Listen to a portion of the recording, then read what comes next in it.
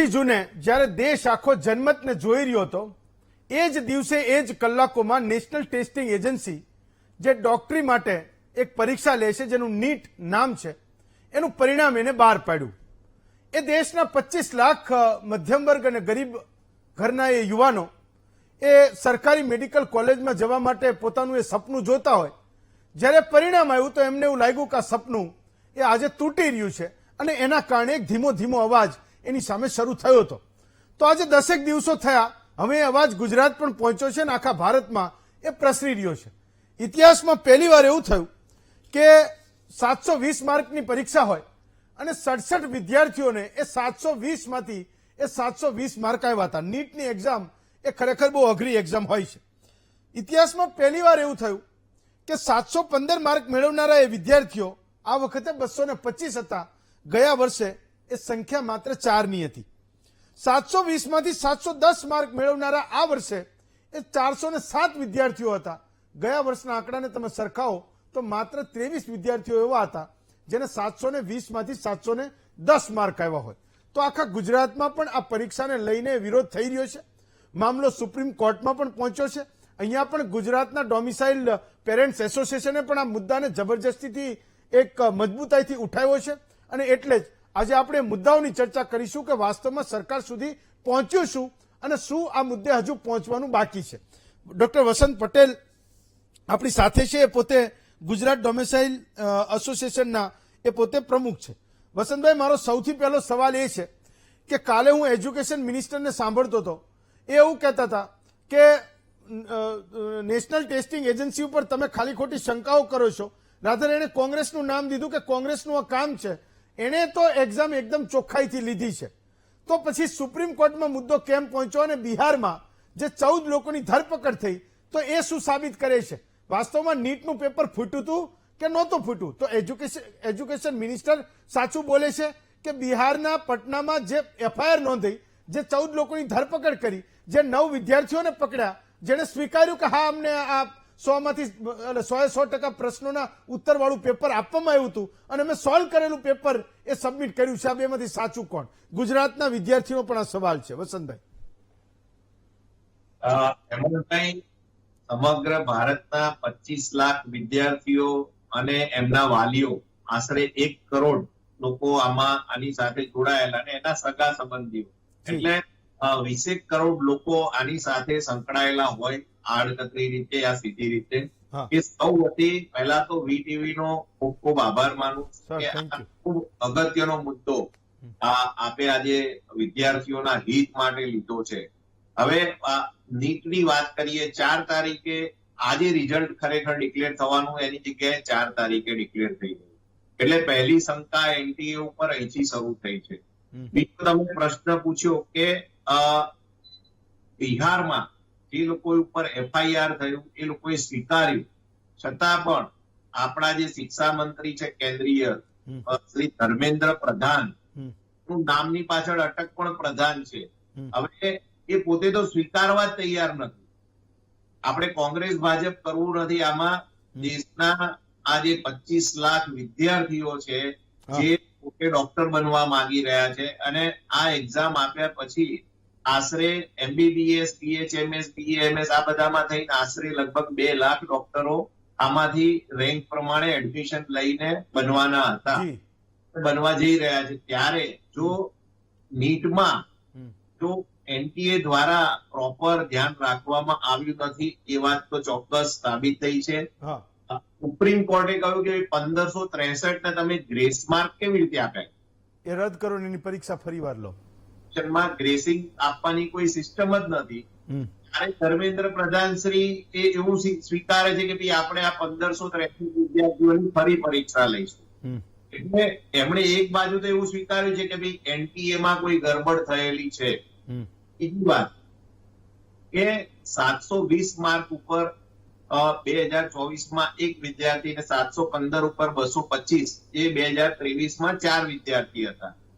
અને જે પેપર ફૂટ્યું છે, લીક થયું છે, બિહારમાં થયું છે, બીજું હરિયાણામાં એક જગ્યાએ એક જ સેન્ટરના 7 વિદ્યાર્થીઓને 720 માર્ક આવે છે 67માંથી. બીજું ગોધરામાં પણ એફઆઈઆર થયેલી છે. એટલે કેસમાં 3 જગ્યાએ આ કેસ થયેલો છે, FIR થયેલી છે, છતાં પણ જો શિક્ષણ પ્રધાન સ્વીકારે નહીં કે ભાઈ NTA બધું સબ સલામત છે, જી પછી એ 25 લાખ વિદ્યાર્થી અને એની સાથે સંકળાયેલા વસંતભાઈ, મારો હા હું સમજ્યો, તમે કીધું. મારો સવાલ એ છે કે હું કાલે સાંભળતો હતો જયારે 1563 વિદ્યાર્થીઓના ગ્રેસિંગ માર્કનો મુદ્દો એ સુપ્રીમ કોર્ટમાં પહોંચ્યો, સુપ્રીમ કોર્ટે એવું કીધું કાંઈ એને ફરીવાર પરીક્ષા લેવા દો અને કાંઈ ગ્રેસિંગ માર્ક બાદ કરીને પછી તમે એને મેરિટમાં નાખો. પણ મને એ સવાલ થયો કે હવે છેક સુનાવણી 7મી જુલાઈએ કરવાના છે, તો ત્યાં સુધી એ 7મી જુલાઈ સુધી એટલે માનો કે હજુ બીજા 3 અઠવાડિયા જશે અને સુપ્રીમ કોર્ટ કોઈ આદેશ આપશે જેને સરકારે માનવો પડે, તો વાસ્તવમાં આ 25 લાખ વિદ્યાર્થીઓના એ મેરિટનું શું થશે? એના MBBS ના ભણતરની શરૂઆત થવાનું શું થશે? એનો શું રસ્તો એ નીકળવો જોઈતો હતો જે વિદ્યાર્થીઓ પોતે જોતા હોય? મારી એક વિનમ્ર અપીલ છે માનનીય ઉચ્ચતમ ન્યાયાલય સુપ્રીમ કોર્ટને કે તમે રાત્રે પણ કોર્ટ ચલાવી, આતંકવાદી માટે કોર્ટ આપણે રાત્રે પણ ખોલતા હોઈએ છીએ, ક્યારેક કોઈ જામીન આપવાના હોય ત્યારે પણ કોર્ટો રાત્રે ચાલી હોય છે, ત્યારે તો 25 લાખ વિદ્યાર્થીના ભવિષ્યની વાત છે અને એ પણ જયારે મેડિકલ ટેસ્ટની વાત છે અને એ પોતે ભવિષ્યમાં ડોક્ટર બનવા જઈ રહ્યા છે, ત્યારે ડોક્ટર બન્યા પછી આ બધા જ વિદ્યાર્થીઓ 24/7 ઇમરજન્સી, જે આપણે કોરોનામાં જોયું કે ભાઈ ડોક્ટરોનો રોલ શું હતો, એવી કપરી પરિસ્થિતિમાં રાત દિવસ જોયા વગર એ લોકો સર્વિસ આપી, ત્યારે સુપ્રીમ કોર્ટે એટલું વિચારવું જોઈએ કે એમણે વેકેશન પછી આનું હિયરિંગ ના રાખવાનું હોય, પહેલા રાખે. ડેઇલી બેઝિસ ઉપર સુપ્રીમ કોર્ટે હિયરિંગ કરવું જોઈએ અને આનો નિકાલ લાવવો જોઈએ. નંબર 1. નંબર 2, કે આપના માધ્યમથી હું સરકાર, ભારતીય જનતા પાર્ટીની સરકારના શિક્ષણ પ્રધાન, આરોગ્ય પ્રધાન અને માનનીય વડાપ્રધાન શ્રીને એક અપીલ કરું છું કે જો સુપ્રીમ કોર્ટના લીગલ મેટર જો વચ્ચે આવતા હોય કે આણે આજે પિટિશન કરી, કાલે જેના સારા માર્ક્સ છે એ લોકો પિટિશન કરે, તો અધ્યાદેશ લાવવો જોઈએ અને આ જે આગળ જે એક્ઝામ લેવાય છે એ કેન્સલ કરી, જે હોશિયાર વિદ્યાર્થી એ તો ફરી આપશે તો પણ એ સારા માર્ક્સ લાવવાના છે. આપણે જે સારા વિદ્યાર્થી, તેજસ્વી વિદ્યાર્થીઓને જે આ કૌભાંડના લીધે જે નુકસાન થવાનું છે એને દૂર કરવા માટે રીનીટ લેવી જોઈએ, ફરી એક્ઝામ લેવી જોઈએ. એમાં પણ મારું એક સજેશન છે જે OMR સીટ છે એટલે ફિઝિકલ ફોર્મમાં હોય, પેપરમાં ABCDM ઓપ્શન આપેલા હોય એ તમારે ઠીક કરવાના. ફિઝિકલ ફોર્મમાં OMR સીટ પાછી ટ્રાન્સપોર્ટેશન દ્વારા જાય, એની પર જે એપ્લિકન્ટ છે, જે વિદ્યાર્થી એનો નંબર લખેલો હોય, એટલે આખી OMR સીટ બદલાઈ જવાની શક્યતાઓ પૂરેપૂરી રહેલી છે. જો તમારે કોઈ પણ કોમ્પિટિટિવ એક્ઝામ લેવાની હોય, કોમ્પ્યુટરાઇઝ બેઝ લેવી જોઈએ, JEE માં જે રીતે લેવાય છે એ રીતે, અને એક સાથે 25 લાખ વિદ્યાર્થી છે, તમારે 25 સેટ કાઢવા જોઈએ પેપરના.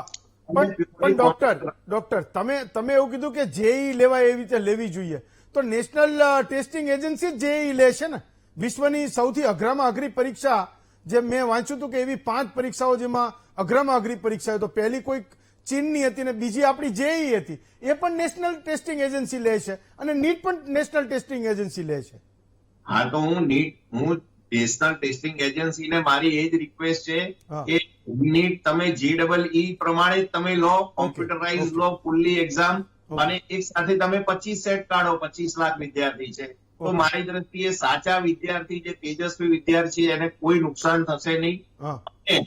સાચામાં આજે એજન્ટો પણ ફૂટી નીકળ્યા છે. આ તમે પેપર લીક ક્યારે થાય, એજન્ટોની આખી ગેંગ હોય જે સક્રિય થઈ હોય, એના 40 લાખ રૂપિયા લોકોએ ગોધરામાં તો ઓનલાઈન પણ ટ્રાન્સફર કરેલા છે, એવું પણ સ્વીકાર્યું છે. તે દિવસે મેં મહામંથન કર્યું